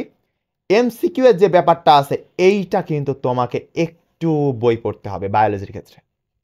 বায়োলজির ক্ষেত্রে ইতিমধ্যে যা পড়ছো ওইটুকুই একটু ভালো করে পড়ে এই বই পড়ার পরে তুমি যদি গাইডটা ফলো করো তাহলে ইনশাল্লাহ তোমার এমসিকিউতে আর বাদবে না। কথা ক্লিয়ার? স্যার কোশ্চেন আছে। হ্যাঁ বলো। স্যার অনেকে তো স্যার অনেক টিচারে তো ধারণা দেয় যে এই মনে করেন নাম্বার আমার একটু কম আসতেছে ক্লাসের থেকে, এ প্লাসের থেকে টিচারে নাকি প্লাস দিয়ে। ওকে ওকে, এটা আর একটু ভালো কথা বলেছো। যাক, তোমাদের ভালো কথাগুলো, প্রশ্নগুলো ভালো। অনেক সময় দেখবা যে তোমার এই ক্ষেত্রে হয়, গত বছর হয়েছে আমারই কিছু কিছু স্টুডেন্ট, আমার একটা ইভা নামে স্টুডেন্ট আছে, তারপরে আরো কিছু কিছু স্টুডেন্ট আছে। এখন ইভার কথাটা কেন মনে আছে, ও একটা মেয়ে মানুষ, এখন খুবই ভালো স্টুডেন্ট, ও কলেজে খুব ভালো রেজাল্ট করতেছে। এখন তোমাদের 24 ব্যাচ, ওকে, তোমাদের এক ব্যাচ সিনিয়র, ওকে। এখন এই মেয়েটা 79 পেয়ে থেকে গেছে একটা সাবজেক্টে, 79। কেন? এর মার্ক দিতে পারতো না? বলো, 1 মার্ক দিতে ওর এ প্লাস হয়ে যেত, পারতো না? বাট টিচার কিন্তু দেয়নি। কারণটা আমি একটু বলি। এমসিকিউ দেখবে কে? টিচারে? বলো। 25 মার্কের যে এমসিকিউটা এটা দেখবে মেশিন, আর তোমার 25 হচ্ছে প্র্যাকটিক্যাল, প্র্যাকটিক্যালে 25ই দেবে, 24 বা 25 এর নিচে দেবে না। তারপরে তোমার 50 গেল, আর 50 মার্কের হচ্ছে সিকিউ, তাই না? এখন এই 50 মার্কের সিকিউ কিন্তু টিচার দেখবে। এখন টিচার কি করে বুঝবে যে তুমি এখানে সাপোজ তুমি 49 পাইছো, বলো 49 পাইছো, এখনো তোমার গ্যারান্টি নাই যে তুমি এ প্লাস পাবা কিনা, কারণ তোমার এমসিকিউ দেখতেছে মেশিন। ঠিক আছে? কথা ক্লিয়ার? বুঝতে পারছো আমার কথা? মাথা ভাইয়া এখন তুমি এখানে সাপোজ 49 পাইছো, আর এখানে পাইলে হচ্ছে 10 এমসিকিউতে, তাহলে 49 আর 10 কত হয় বলো? 49 কত হয়? 59। তাহলে তোমার কিন্তু এ প্লাস আসছে না। বাট যখন টিচারটা এই খাতা সিকিউ খাতা দেখলো যে 49 পেয়েছে 50-এর মধ্যে, টিচারটা তো অবশ্যই ভেবে নেবে যে না, এ 49 পেয়েছে, তাহলে নিশ্চয়ই এ প্লাস পাবে, নিশ্চয়ই স্টুডেন্টটা এ প্লাস পাবে। না, আমি এখানে কিন্তু প্র্যাকটিক্যালটা ধরি নাই, প্র্যাকটিক্যালটা ধরে কিন্তু এ প্লাস চলে আসে। বাট আমি তোমাদেরকে বোঝানোর চেষ্টা করতেছি যে দুইজন দুইটা খাতা দেখতেছে, আবার প্রথম দেখো আমি আরো ক্লিয়ার ভাবে বোঝাই। একজন দেখতেছে সিকিউ, সে জানে না যে তুমি এ প্লাস পাবা কিনা, কথা ক্লিয়ার? দ্বিতীয় জন দেখতেছে সাপোজ এই মেশিনে আমি দ্বিতীয় জন ধরতেছি, সে দেখতেছে এমসিকিউ, সেও জানে না যে তুমি এ প্লাস পাবা কিনা। আবার যে তৃতীয় জন আছে, এই তৃতীয় জনও কিন্তু কম্পিউটার, মানে কম্পিউটারে কিন্তু যোগ করে কিন্তু মানুষে না, ঠিক আছে? ওই সিকিউটা যোগ করে তোমার খাতার সামনে কিন্তু বসায় দেয়, ওকে, কিন্তু পরে যে মোট নাম্বার যোগ করে কিন্তু তোমার হচ্ছে কম্পিউটার দিয়ে করানো হয়, ওই এক্সেল শিটে তোমার বসায় দেয়, এমনি এমনি যোগ হয়ে যায়, লাখ লাখ স্টুডেন্ট একসাথে যোগ হয়ে যায় সেকেন্ডের মধ্যে। এবার দেখো তৃতীয় নাম্বারে যে যোগ করতেছে, মোট নাম্বার বের করতেছে, সেও জানে না যে তুমি এ প্লাস পাবা কিনা। ওই লাস্টে এসে মোট যখন একটা আউটপুট বের হয় তখন তুমি বুঝতে পারবা যে তোমার 80+ আসতেছে কিনা। তাহলে এই 3 জনের কোনো কারণে দোষ আছে বলো তো? তাহলে তুমি কিভাবে তোমার টিচার বলে যে এই টিচার তোমাকে 1 মার্ক বাড়াই দিবে, বা এই জন তোমাকে 1 মার্ক বাড়াই দিবে, বা এই জন তোমাকে যোগ করতে যে ভুল করবে? বলো, কেউ কি জানে যে তুমি এ প্লাস পাচ্ছ কিনা? এটা শেখাইছে কেউ তোমাদের? এটা শেখানো উচিত। হ্যাঁ বলো। আমার একটা ফ্রেন্ড আছে সোহান, সে হলের মধ্যে লুজ খুবই অল্প পরিমাণে নেয়, হ্যাঁ, কিন্তু সে নাম্বার খুবই ভালো পায়। ওই যে যতটুকু প্রয়োজন ততটুকুই লিখতেছে, অতিরিক্ত কিছু লিখতে যাচ্ছে না। কিন্তু এটা বোর্ডে কিন্তু আবার একটু তফাৎ ফেলে, ঠিক আছে? বোর্ডে আমার অবশ্যই বুঝতে হবে জিনিসটা যে আমাকে বেশিও লিখতে হবে, আবার মূল টপিকগুলোই লিখতে হবে, অন্য কোনো টপিক আমি টেনে নিয়ে আসতে পারবো না। আমাকে গুরুত্বপূর্ণ জিনিসগুলোই লিখতে হবে, একটু বেশি করে লিখতে হবে, ঠিক আছে? কারণ কোন টিচারের হাতে পড়বে আমরা তো তা জানি না, এটা মাথায় রাখতে হবে। ওকে, তাহলে বায়োলজি নিয়ে আমরা আপাতত শেষ করি, আর যাদের যা সমস্যা আছে। ভাই আমার একটা কোশ্চেন ছিল। বলো বলো বলো বলো। ওকে ওকে, একজন করে বলো, বলো ফার্স্ট, আমরা রসায়ন নিয়ে আলোচনা করব। স্যার আপনি যেহেতু স্যার এমসিকিউ বললেন যে এমসিকিউতে আমাদের বেশি গুরুত্ব দেওয়া উচিত, কিন্তু স্যার মাঝে মধ্যে এমসিকিউতে স্যার ভুল ক্রমে মানে ইচ্ছাকৃত না, তারপরে স্যার ভুল এমসিকিউ একটু দাগাই দিয়ে আসি। ওইটাতে স্যার এইটার ম্যাথিং কারণ কি হয় করবে? তুমি হচ্ছে অন্যের কাছে শুনে লিখতে গেলে এইটা বেশি সমস্যা হয়। আর হ্যাঁ, ভালো কথা বলিছো যে ভুল করে সাপোজ গ নাম্বার অ্যান্সার তুমি দাগায় পড়িছো হচ্ছে ঘ, এটা কিন্তু ভুল যাবে, দুইটা দাগালেই ভুল। তুমি এইটাও পূরণ করিছো কালো কালি দিয়ে, এইটাও পূরণ করিছো কালো কালি দিয়ে, প্রথমে কেটে দিবে, একেবারে প্রথমে কেটে দিবে, কারণ কম্পিউটার দেখবে, কম্পিউটারে ওসব কিছু বোঝে না, তুমি যেই দুটো পূরণ করবা একেবারে কাটি দিবে। কোনোভাবে কোনো টিচার যদি ঠিকও করে দেয় তাও পরিমাণে কাটবে, ঠিক আছে? অনেকে টিচার বলে যে আমি হচ্ছে সাইন করে দিচ্ছি, সমস্যা হবে না। আরে ভাই কাটবে, কোনো সাইন ফাইন চলে না, কাটবেই। কম্পিউটার সাইন বোঝে না, কম্পিউটার শুধু উত্তর, ঠিক আছে? এই গেল। আর তুমি এক কাজ করবা খুবই সেন্সিটিভ ভাবে, শোনো কি করবা, তোমরা তো ডান হাতে লেখো তাই না, আমি বাম হাতে লিখি। এখন তোমরা ডান হাতে লেখো, তোমাদের ডান হাতে রাখবা ওই মার্কশিটটা, ওকে? আর তোমাদের বাম পাশে রাখবা হচ্ছে ওই যে প্রশ্নটা। এখন তুমি এখানে অবশ্যই দেখে নিবা যে কোন নাম্বারের কোনটা মিলাচ্ছ। সাপোজ 1-এর অ্যান্সার হচ্ছে গ, তুমি এই পাশে আসে আবার 1 খুঁজে বের করবা, করে তারপরে এরকম গ দাগাবা। 2বার দেখে দাগাবা তাও ভালো, বাট ভুল দাগাবা না, ঠিক আছে? 1 মার্কের জন্য কিন্তু প্লাস দিবে না, ওই 79 পাইলে 79 রেখে দেবে, একেবারে 79, একটা মার্ক কিন্তু বাড়াবে না। এইটা আগে হইতো 2019 সালে, 2019 সালে বা 2018 সালে হইতো। কারণ কি বলতো, তখন কিন্তু এত অত্যাধুনিক ছিল না, তখন কিন্তু ওই এমসিকিউটাও কিন্তু ওই টিচারই দেখতো। তাহলে ওই টিচার তখন দেখতো যে টিচার স্টুডেন্টটা 79 পেয়ে গেছে, সাপোজ সেম তোমার হচ্ছে 79 পেয়ে গেছে, ঠিক আছে? তাহলে 1 পেয়ে দিয়ে তোমার 80 করে দিই। আর তোমার টিচার কিন্তু ওই আমলের, এটা মাথায় রাখতে হবে। এই যে আমি কিন্তু বর্তমান যুগের, আর তোমার টিচার কিন্তু ওই আমলের। সুতরাং তোমার টিচার বলতেছে যেটা, সেটা হচ্ছে ওই আমলের কথা, বাট আমি বলতেছি যেটা, সেটা হচ্ছে এই আমলে, বর্তমানে 2025 সালের কথা। কথা ক্লিয়ার? ওকে, এবার দুইটা মেয়ে বলতেছিল, দুইটা মেয়ে বলো, তারপরে আমি হচ্ছে এসে চলে যাবো। ভাইয়া হ্যাঁ বলো। আমাদের হচ্ছে সিকিউর ক্ষেত্রে গতে হচ্ছে চিত্র চাই ম্যাক্সিমাম ক্ষেত্রে, আর যদি চিত্র নাও চাই তাহলে কি তাও চিত্র দিবা। দিব? তাও দিবা, কারণ কি? অনেক হ্যাঁ বলো। অনেক ক্ষেত্রে যেমন যে ভাই কোনো কিছু 4 নাম্বার, ভূমিকা চায়, ভূমিকা গুরুত্ব। হ্যাঁ, ওই যে ভূমিকা গুরুত্ব যখনই, মানে দেখো তোমার সুযোগ আছে, সাপোজ তোমার সামনে 10 টাকা পড়ে রয়েছে, এখন তোমার সুযোগ হচ্ছে এটা চুরি করার, অবশ্যই তোমাকে এটা নিয়ে নিতে হবে। না তাই বলে আমি চুরি করতে বলতেছি না, জাস্ট আমি বুঝালাম যে তোমার সুযোগ আছে, চিত্র দেওয়ার সুযোগ থাকলে তুমি চিত্র দিবা না কেন? চিত্র দিলেই তো তোমার কম লিখতে হচ্ছে, সময় বাঁচতেছে না, চিত্র দিলে তো সময় বাঁচতেছে, এই জন্য আর কি। তারপরে বলো। 4 নাম্বারে যে স্যার কার্যাবলী চাই, তখন তো ওইটা লেখাই লাগে গুরুত্ব পাই, তার সাথে আবার চিত্র দিব। হ্যাঁ, তুমি যদি তখন দিতে পারো চিত্রের কথা বলে না। হ্যাঁ, দরকার নেই, তাও তুমি দিবা, সমস্যা নেই। আর একটা কথা, সব থেকে গুরুত্বপূর্ণ কথা ভুলে গেছি আমি, সেটা হচ্ছে অনেক সময় তোমাকে একটার সাথে আরেকটা কম্পেয়ার করতে বলবে। সাপোজ মাইটোকন্ড্রিয়ার সাথে প্লাস্টিডের কম্পেয়ার করতে বলেছে, দুইটার সাথে সম্পর্ক দেখাতে বলেছে, অবশ্যই ছক আকারে দেওয়ার চেষ্টা করবা। ছক দিলে নাম্বার বেশি পাবা, ঠিক আছে? তাই বলে সব জন্য ছক দিয়ে আসে না, এই ছক দিলে কিন্তু বায়োলজিতে নাম্বার বেশি আসে, ঠিক আছে? ছক দিলে বায়োলজিতে নাম্বার বেশি আসে।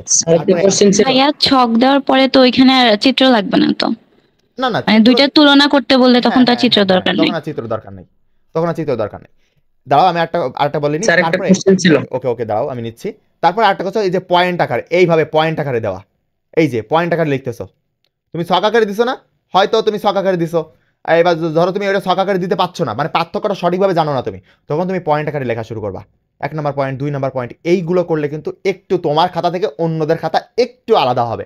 সাপোজ টিচারের কাছে 2000 খাতা পড়ছে, এখন ওই 2000 খাতার মধ্যে তোমার খাতা ভিন্ন রকম দেখাতে হবে। এখন কি তুমি লাল কালি দিয়ে লিখবা যে টিচার দেখেন অন্যরা সবাই কালো কালি দিয়ে লিখছে, আমি লাল কালি দিয়ে লিখছি, এটা আমার নাম্বার বেশি দেন? না, বিষয়টা এরকম না, তোমাকে একটু ভিন্ন রকমের অ্যান্সার করতে হবে। তাই বলে যে অন্য কিছু অ্যান্সার করে আসবে এরকম না, তাই না? অন্য কিছু অ্যান্সার করলেই 0 দিবে, একদম তোমার না মিললে 0, ঠিক আছে? এই জীব বিজ্ঞান কিন্তু অন্যরকম জিনিস, না মিললে 0 দিয়ে দিবে। এইবার জিনিস দেখো যে তুমি হচ্ছে এই হচ্ছে 2000 জনের মধ্যে 20 টাকা এরকম থাকবে। হ্যাঁ বলো, আমি এই কথাটা শেষ করি, তারপর এই বিগত বছরের যে এমসিকিউ, আমি এটা শেষ করিনি, তারপর তোমারটা নিচ্ছি। দেখো রসায়নে বলতে বলতে সময় কম পেয়ে যাবে, মানে যাই হোক। দেখো এইবার তোমার এখানে যে এটা মানে সাপোজ এই দেখো ভুলে গেছি, দেখছো? এই জন্য একটা কথা যখন বলবো তখন ওয়েট করবা যে ভাইয়া কখন শেষ করবে, তখন তুমি বলবা, দরকার হলে কাগজে লিখে রাখবা। এখন দেখো যে তোমার হচ্ছে 20টা খাতা, 2000 খাতা, তার মধ্যে 20টা খাতা এরকম থাকবে যারা ভিন্ন রকমের লিখছে। টিচার কিন্তু মন দিয়ে পড়ে ওই খাতাটায় দেখার চেষ্টা করবে। তোমরা সব সময় চাইবা আমি সবসময় চাইতাম টিচার যেন, আল্লাহর কাছে দোয়া করতাম, আল্লাহ যেন টিচার আমার খাতাটা পড়ে। অনেকেই দোয়া করে যে টিচার জন্য না পড়ে আমাকে নাম্বার দেয়। সাপোজ টিচার না পড়ে নাম্বার দিয়ে যাচ্ছে, গতে লিখলেই 2 মার্ক, ঘতে লিখলেই 3 মার্ক, এইভাবে দিয়ে যাচ্ছে। বাট তুমি এখানে কিন্তু 1 মার্ক কাটা যাচ্ছে, এখানে কিন্তু 1 মার্ক কাটা যাচ্ছে। আমার কিন্তু এই 2তে লাগবে, মানে অন্যরা 9 পাওয়ার আসটা টার্গেট করে না, আমি টার্গেট করতাম 10-এ 10। আমি 10-এ 10 করে কিন্তু পেয়ে আসছি, কারণ আমার 100-তে 100, 100-তে 100 মানে কি 25-এ এমসিকিউ আসছে, আর তোমার সিকিউতে নিশ্চয়ই হচ্ছে 50-50, তাই না? তাই সেই জন্য তো 100-তে 100 দিছে। তাহলে আমি সেইটাই বলতেছি যে তোমার টার্গেট রাখবে 10-এ 10 পাওয়া বায়োলজিতে, একেবারে প্রত্যেকটা সৃজনশীলে, তাই না? তাহলে কি করতে হবে, খাতাকে একটু ভিন্ন রকমের সুন্দর করে রিপ্রেজেন্ট করতে হবে, যাতে তুমি শুধু দোয়া করবে যে স্যার যেন আমার খাতাটা পড়ে দেখে, তাহলে আমি 100-তে 100 পাবো। আর যদি অন্যদের সাথে মিলায় ফেলে, তখন কিন্তু আমি 100-তে 100 পাবো না, তখন কিন্তু আমার নাম্বার কমে আসবে। কথা ক্লিয়ার? এবার অন্য কেউ বলো, কি বলতেছিলে? হ্যাঁ বলো। বিগত বছরের এমসিকিউ প্রশ্নগুলো সলভ করাটা ঠিক হবে নাকি বই রিডিং করা ঠিক হবে? বই রিডিং, অবশ্যই আমি বই রিডিং আগে দিবা। বই রিডিং আগে দিয়ে পরে যদি সময় থাকে তাহলে তুমি হচ্ছে গাইড পড়ো। কারণ আমি যখন টেস্ট পরীক্ষা হয়, টেস্ট পরীক্ষায় কিন্তু আমার রেজাল্ট খারাপ হয়েছিল, বুঝছো? ওই টেস্ট পরীক্ষার পর থেকে এমন পড়া পড়ছিলাম যে মানে অবস্থা খারাপ করা, তখন কিন্তু আমার রেজাল্ট আবার ফিডব্যাক মানে ব্যাক করে। আচ্ছা ভাই, রাত জাগে পড়লে কি সমস্যা হয়? রাত জেগে পরীক্ষার পড়লে আগের দিন রাতে? মোবাইল টিপা বেশি হয় ভাইয়া, ওই মানে মাথার উপর বেশি চাপ পড়ে, মোবাইল টেপা বেশি হয়, তারপরে আউফাউ চিন্তা আসে, আল্লাহ আমি কি পারবো, আমি কি ফেল করবো না, গোল্ডেন পাবো না A+ পাবো, এইসব আউফাউ চিন্তা আসে। কারণ একেবারে নিস্তব্ধ, যখন আমরা নামাজে দাঁড়াই তখন চারিপাশে একেবারে মানে কোনো আওয়াজ আসে না, তখনই আমাদের যত মানে মনের মধ্যে মানে যত রকমের দুশ্চিন্তা আসে, যত চিন্তা আসে ওই সময় আসে। কিন্তু এই জন্য খেয়াল রাখতে হবে। ধরেন আমি সারা রাত পড়লাম, হ্যাঁ, তারপরে পড়লে সকালবেলা পরীক্ষা দিতে গেলাম, তাহলে কি না ভালো না না রেজাল্ট না, হবে না? হবে না। তোমার ব্রেন, তুমি তো পরীক্ষা দিবা না, তোমার ব্রেন পরীক্ষা দিবে। তোমার কি মনে হয় তুমি পরীক্ষা দিবা? তোমার ব্রেনকে বলেও দিনি যে তুই বাসায় থাক, আমি পরীক্ষা দিয়ে আসি, কিরকম হয়? জীবনে সম্ভব না। তোমার ব্রেন পরীক্ষা দিবে, তোমার ব্রেনকে সুস্থ রাখতে হবে। সুস্থ রাখতে গেলে তোমার ঘুম প্রয়োজন, ঘুম ছাড়া ব্রেনকে রিস্টার্ট করতে পারবে না। ওই যে গাড়ি গরম হয়ে গেলে, সাপোজ মোটরসাইকেল তুমি 1000 কিলোমিটার চালাইছো, এখন আগুন হয়ে গেছে সাইলেন্সার, ইঞ্জিন, এখন তুমি কি করবা? পানি ঢেলে একটু অপেক্ষা করবা যে ঠান্ডা হোক, তারপরে আবার চালাবো। বিষয়টা হচ্ছে এরকম যে তুমি সারা রাত পড়লা, মানে ধরো 12টা পর্যন্ত পড়লা, ঘুমাই গেলা, সকালে আবার 5টার সময় উঠলা, মিনিমাম 5 ঘন্টা ঘুম দিতেই হবে তোমাকে।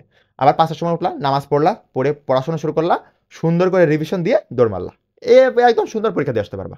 ওকে, আর কারো প্রশ্ন? নয়তো আরেকটা সমস্যা বলো, ভাইয়া ফার্স্ট বলো,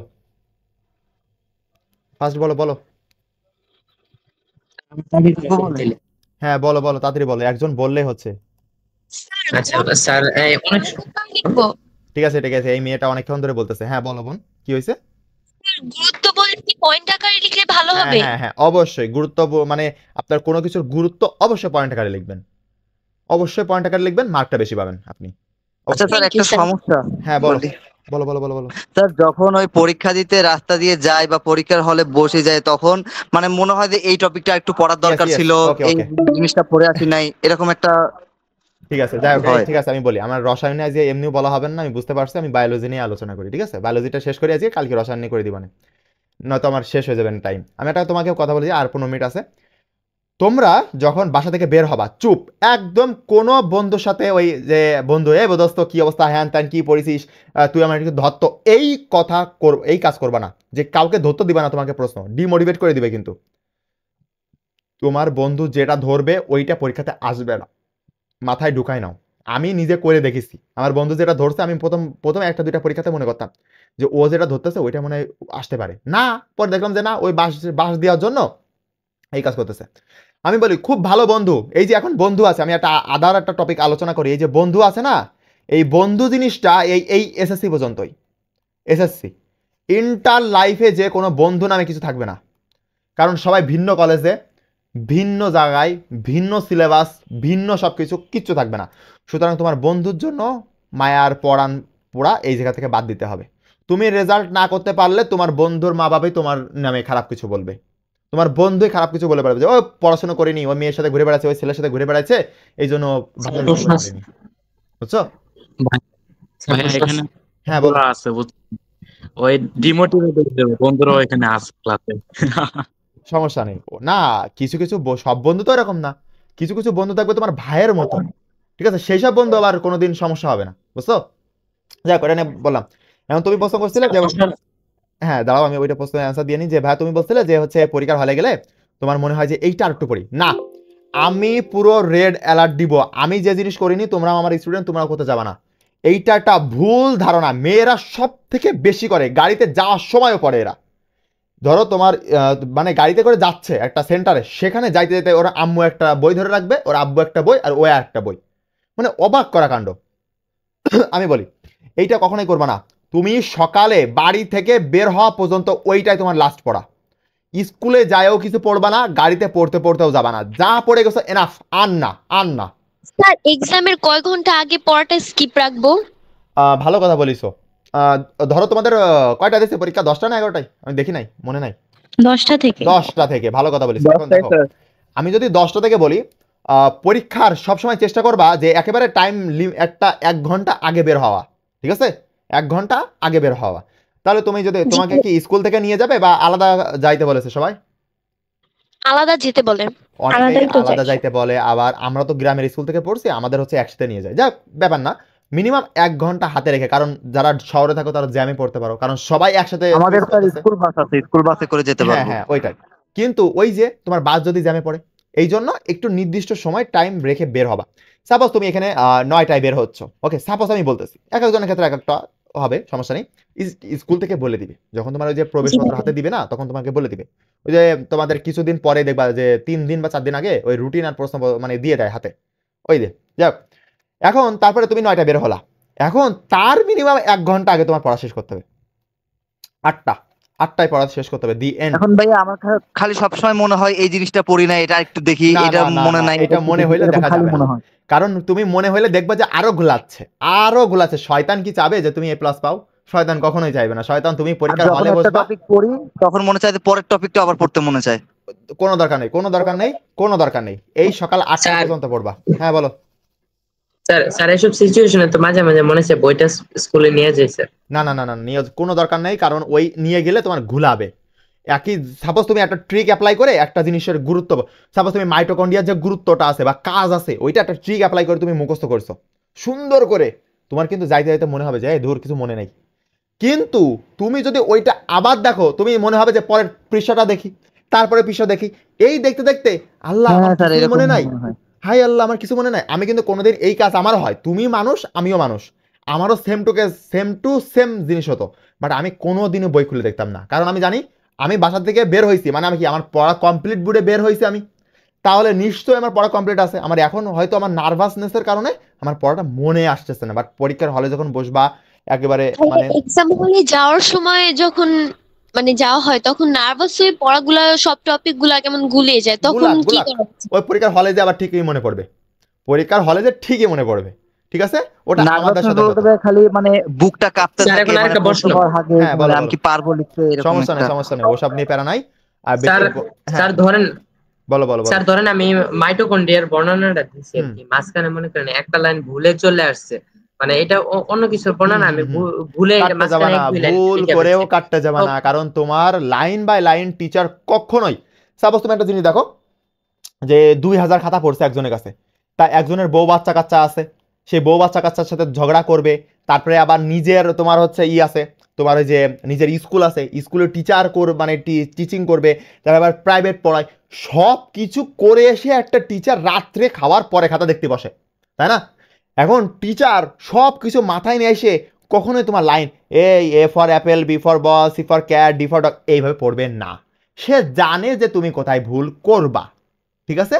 সে সেই লাইনগুলোই দেখবে। এই জন্য তোমার যদি একটা বানান ভুল যায়, সাপোজ এই যে জীবনী শক্তি লিখে গেছো, এখানে দন্তনায় দীর্ঘি না দিয়ে দন্তনায় রস্যি দিয়ে ফেলেছো, থাক ভাই ওইটাই থাক, তোমার টিচার খেয়াল করতে যাবে না, ঠিক আছে? স্যার আরেকটা প্রশ্ন আছে। হ্যাঁ বলো। স্যার ধরেন আমি প্রথম দিকের একটা জিনিস ঠিক রেখে আর লাস্টের দিকের জায়গাটা ঠিক রেখে মাঝখানে অন্য কিছু খাবা, অবশ্যই খাবা, কারণ টিচার বুঝতেই পারবে যে ও কোন জায়গায় হচ্ছে পাকনামি করছে, কারণ সে তোমার টিচার, বুঝতে পারছো?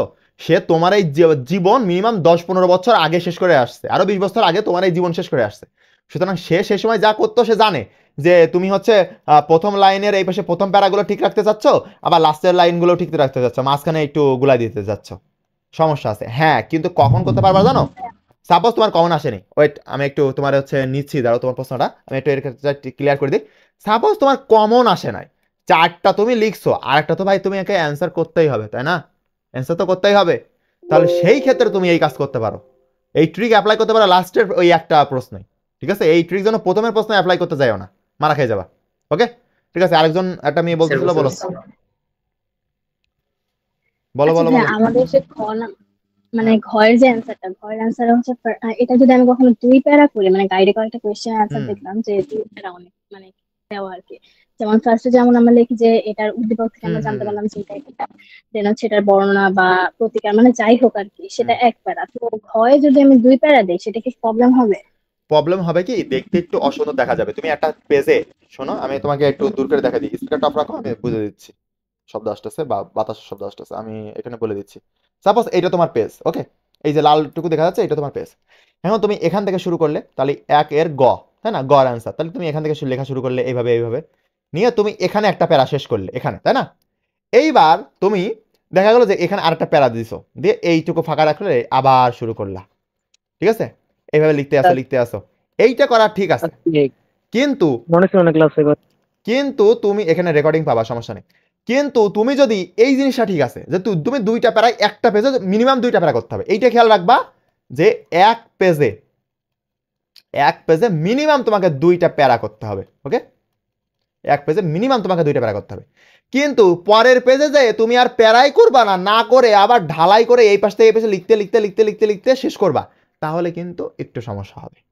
মার্কটা মানে খাতাটা প্রেজেন্ট করা ভালো হবে না, ভালো লাগবে না।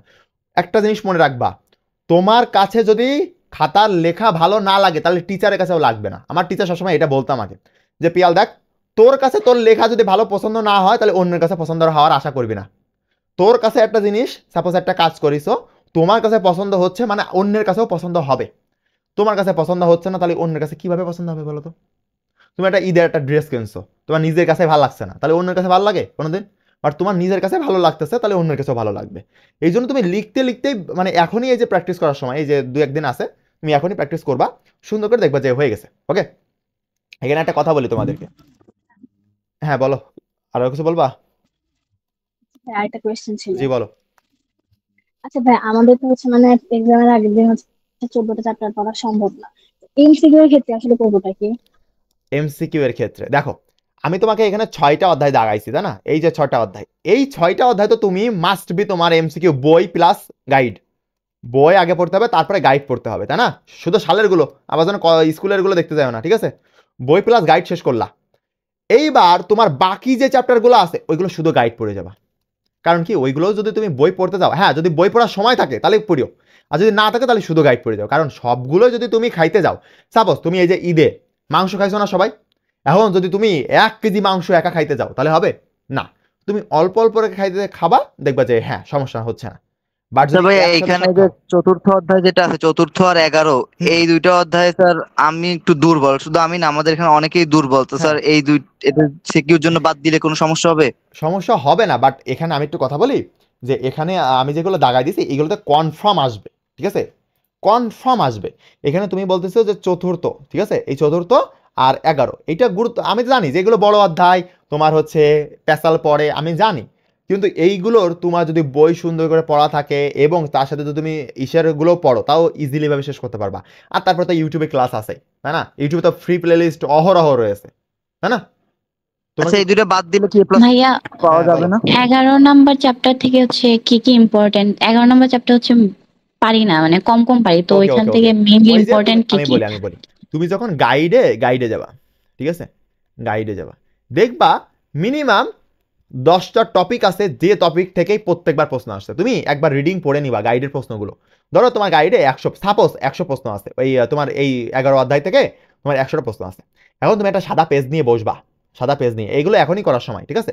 সাদা পেজ নিয়ে বসলা, এখন তুমি লিখবা যে 1 নাম্বার প্রশ্ন। এখন 1 নাম্বার প্রশ্ন লিখলা, দেখলা যে এখানে বলেছে সাপোজ কিছু একটা নিয়ে আলোচনা করতে বলেছে, সাপোজ একটা নিয়ে বিষয় নিয়ে আলোচনা করতে বলেছে, তাহলে তুমি এটা লিখলা যে প্রশ্ন আমার এই আসছে আমার এত সালে, ঠিক আছে? এবার তারপর 2 নাম্বার প্রশ্ন গেলা, দেখবো যে আবার সেম টু সেমই বলেছে, ম্যাক্সিমাম ক্ষেত্রে দেখবো যে এরকম সেমই বলতেছে, তাহলে ওইটা কিন্তু 2 নাম্বারে বসাতে পারবা না, কারণ একবারে 1 নাম্বারে বসাইছো, ঠিক আছে?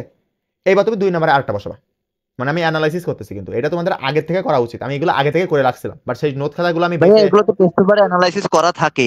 যদি টেস্ট পেপারে করা থাকে তাহলে সেই জায়গা থেকে দেখে করলে নিলে তো আর কিছুই লাগে না তোমার, ওই টপিকগুলো পড়ে নিলে এনাফ, আর কিচ্ছু লাগবে না, বুঝতে পারছো? যদি টপিক যতই মুখস্থ করার চেষ্টা করি বুঝি না যে কিছু, এই কারণে মাথায় ঢোকে না। অত বেশি বোঝার দরকার নেই। হ্যাঁ ঠিক আছে, আরেকটাও কথা, তুমি যদি, ঠিক আছে সাপোজ আমি বলি, সাপোজ তুমি মাইটোকন্ড্রিয়া বুঝতে পারতেছো না, সাপোজ মানে মাইটোকন্ড্রিয়া তো তুমি বুঝতে পারবা, আরো কঠিন কোনো টপিক, ঠিক আছে? এই সাপোজ মা দিয়ে ফোটা দিয়ে দিই, কারণ এই ধরবেন না।